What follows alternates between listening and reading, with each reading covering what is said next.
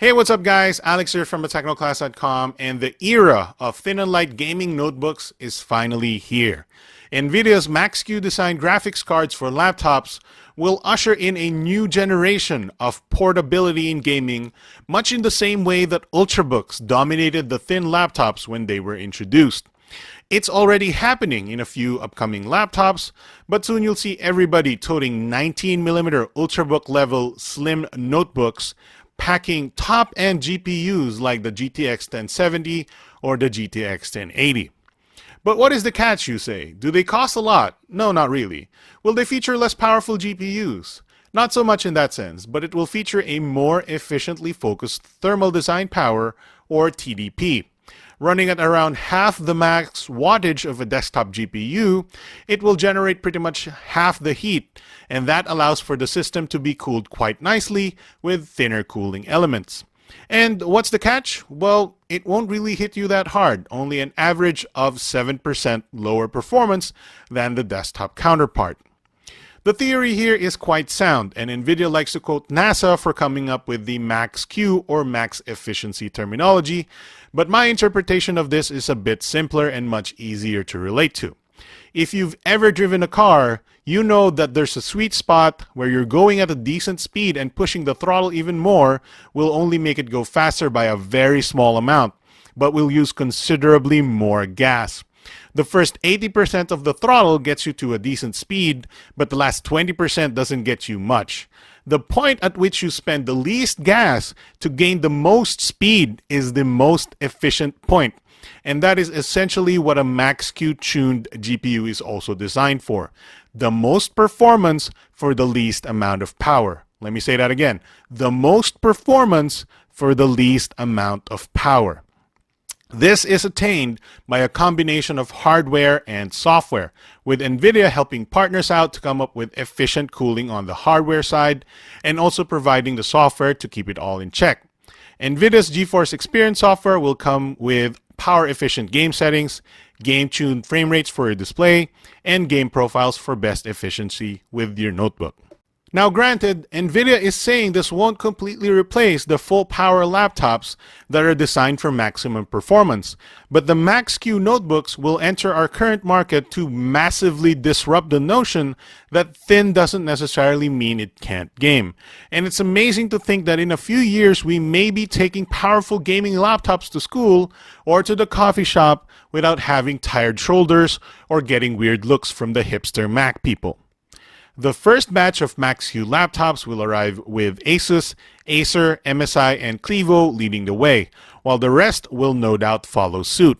NVIDIA is also introducing a new mode for all laptops called Silent Mode, and while this will work on all gaming GPUs, the Max-Q laptops will also be more silent with it, like the Asus Zephyrus, whose 39 decibels can go even lower down to a quiet 26 decibels.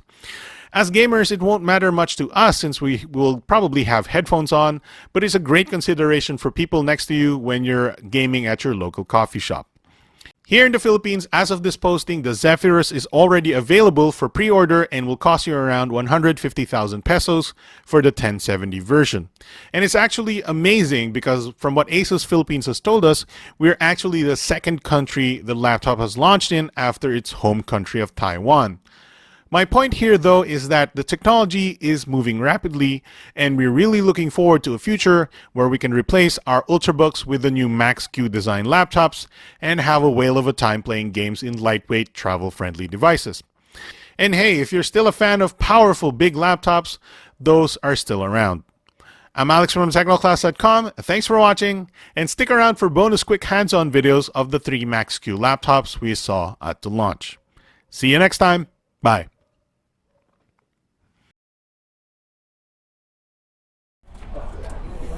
Alright, so this is a Clevo Max-Q laptop with a GTX 1070. I'm not particularly sure of the model name. It's a P950HR.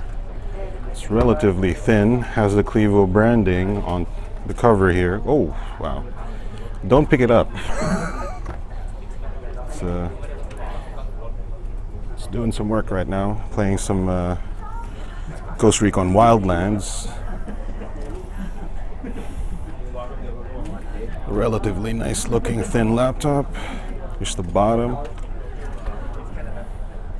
Lots of venting on the bottom. It's like it pushes it out the back. It's like very thin aluminum.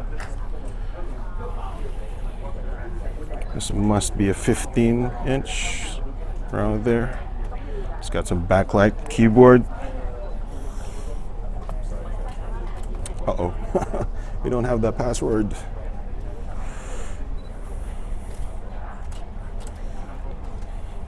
It's like a very reasonably looking thin laptop with the GTX 1070. Just don't pick it up when you're playing games. Alright guys, this is an MSI Max-Q laptop.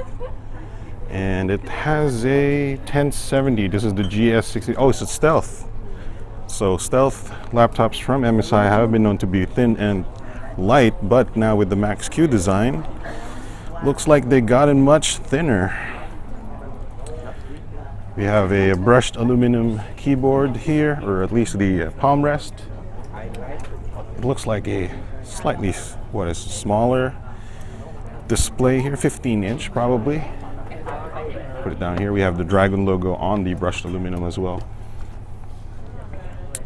I love the stealth laptops from MSI. Very nice. Looks like, is this a final version of the bottom? Because this is like felt on here. Very subdued bottom on the MSI. I mean, probably could have more vents. But it's definitely lighter than the other stealth variants that I've tried. There you go. I want to say that's 4 pounds, but I'm not sure. Slightly more than one finger opening of the top.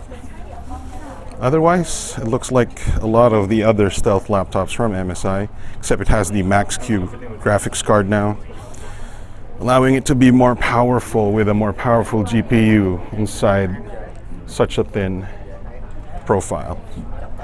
That is the MSI GS63 Max-Q. Alright, so last but not least is probably the most popular Max-Q laptop is the Zephyrus. Looks like the model number is the GX501. And look at that contrasting two versions of brushed aluminum. I don't know why that is, but you know, looks like your glass tabletop counter has been just cut in half, but that's the design. Looks like a branding of Republic of Gamers here. This is actually the back with some vents. Looks like, you know, copper colored vent on the back. Flip it over. There are no vents on the bottom, except for these. So it looks like we have some venting here. The reason for that is actually it's using a different form of venting. When you open the actual laptop, looks like some branding, everything. Kind of the most unique reason why this laptop is popular is because of its design. The sides actually open, which is hard to show here probably. The sides actually open inside there, so you can actually see a little bit of the innards of the laptop, and that's where the venting comes from. That's very interesting, because this is the only laptop that sort of opens itself up. It's akin to opening your case for a desktop. But also to maintain that, you know, thin profile, they've actually moved the keyboard. This is the space where the graphics card is now, and they kept it like sort of a pocked metal so that it can breathe. They moved the keyboard down here, which is, I believe, still backlit, and the trackpad is over here on the right. The display is a 120 Hertz G-Sync monitor, so you should get some high frame rate gaming. And if I'm not mistaken, this is the thinnest GeForce Max-Q laptop available at 18 centimeters. So there you go. That is the Asus ROG Zephyrus, one of the most interesting Max-Q laptops ever designed so far.